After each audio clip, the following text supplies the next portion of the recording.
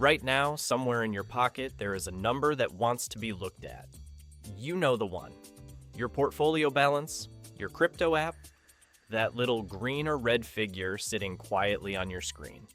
You told yourself you would check it once a week, maybe once a month. But your thumb has other plans. You open the app before coffee. You open it on the toilet. You open it during a meeting where you are supposed to be listening to someone talk about quarterly targets. Why does a number have this much power over you? The easy answer is that you are anxious about money. That feels true. It is not the real answer. The real answer is far stranger. It has nothing to do with money at all. Not really. It has to do with a survival system built inside your skull roughly 2 million years before the invention of a bank account. Your ancestors did not check stock tickers. They checked something else, constantly, obsessively, because their lives depended on it. They checked the tree line for movement. They checked the water hole for other animals. They checked the sky for weather that could kill them by morning. Checking was not a bad habit. Checking was the habit that kept the species alive, and your brain has not gotten the memo that the tree line is gone. Here's where it gets interesting. In 1979, two psychologists named Daniel Kahneman and Amos Tversky ran a series of experiments that would eventually win a Nobel Prize. They wanted to know how people actually make decisions involving risk, not how economists assumed people made decisions.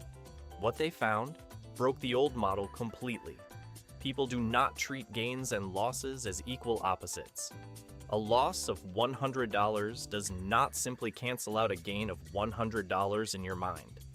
The loss hurts roughly twice as much as the equivalent gain feels good. Kahneman and Tversky called this loss aversion.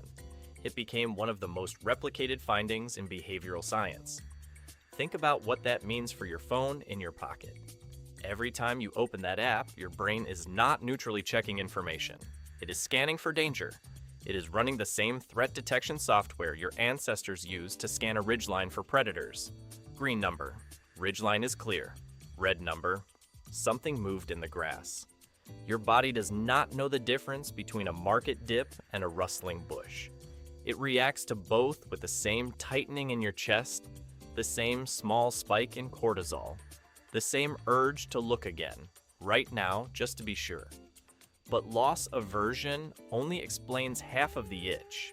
There is a second force at work, and this one is about curiosity, not fear. In 1994, an economist named George Loewenstein proposed something called the information gap theory of curiosity. His idea was simple but powerful. Curiosity is not triggered by ignorance.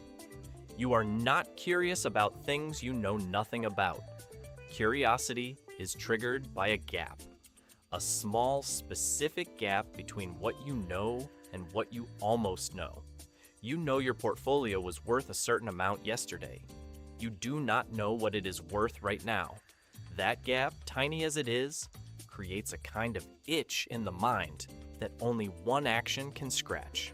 Open the app, close the gap. Feel the itch disappear for about 4 minutes until it opens again. Loewenstein's research showed this same mechanism drives people to finish a mystery novel in one sitting, to refresh a sports score during a close game, to click a headline that says you won't believe what happened next. Your portfolio balance is not a financial instrument anymore. It has become a cliffhanger you are writing in real time, one you cannot put down because you are both the author and the reader. Now add a third piece, and this is where your brain truly gives itself away. In the 1990s, a neuroscientist named Wolfram Schultz was studying dopamine in monkeys. The old assumption was that dopamine is released when you get a reward. You eat the food, dopamine fires, you feel good. Schultz found something the old model missed entirely. Dopamine does not fire mainly at the reward. It fires mainly at the prediction of a reward, and even more intensely, at the uncertainty around whether that reward is coming. A guaranteed reward barely moves the dial. An uncertain one, a maybe, sends dopamine surging. This is the exact mechanism behind slot machines. It is the exact mechanism behind pulling a lever and not knowing what will land. And your portfolio, whether you have realized it or not, functions as a slot machine you check voluntarily dozens of times a day for free. You are not checking to confirm good news. You are checking because you do not know what you will find. And not knowing is, biochemically, more exciting than knowing. Put these three forces together and the compulsion stops looking like a personal failing. Loss aversion tells your brain that red numbers are dangerous, so danger must be monitored. The information gap tells your brain that unknown information is an itch that demands scratching. Dopamine prediction error tells your brain that uncertainty itself is rewarding, so the not knowing becomes its own small high. None of these systems evolved for markets. All three evolved for staying alive on a savanna where the cost of not checking could be your life. And the cost of checking too much was, at worst, a wasted afternoon. That asymmetry mattered enormously back then. Checking too little could get you killed. Checking too much just cost you a little time. So evolution built you to err on the side of checking, constantly, without complaint. But here is the twist nobody warns you about. In the ancestral environment, checking gave you real, actionable information. You saw the lion or you didn't. You could act on what you saw. Your portfolio does not work that way. Checking it 15 times a day gives you no new actionable information. The market has not fundamentally repriced in the 4 minutes since your last glance. All that checking does is feed the loop, spike the cortisol, spike the dopamine, and train your brain to crave the next check even harder than the last one. Researchers who study the disposition effect, building directly on Kahneman and Tversky's original work, have found something almost cruel in its irony. The investors who check their accounts most frequently tend to trade the most. The investors who trade the most tend to earn the lowest long-term returns. The habit that feels like vigilance is often quietly working against the very outcome you are trying to protect. So what do you do with a threat detection system built for lions, now pointed at a candlestick chart? You cannot switch it off.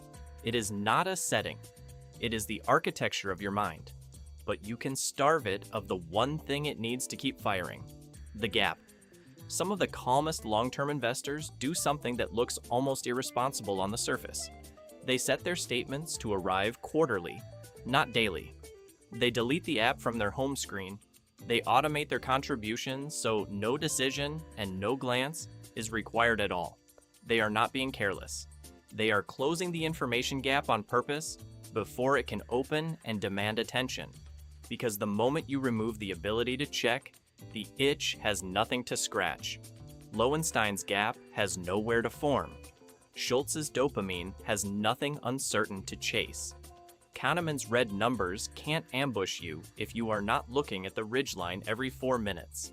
The next time your thumb drifts toward that app for no real reason, notice it. Notice the tiny, ancient panic behind the motion. You are not weak. You are not obsessed with money. You are a very old survival system, running exactly as designed, checking a tree line that stopped existing several thousand years ago. The number in your pocket was never the danger. The looking was.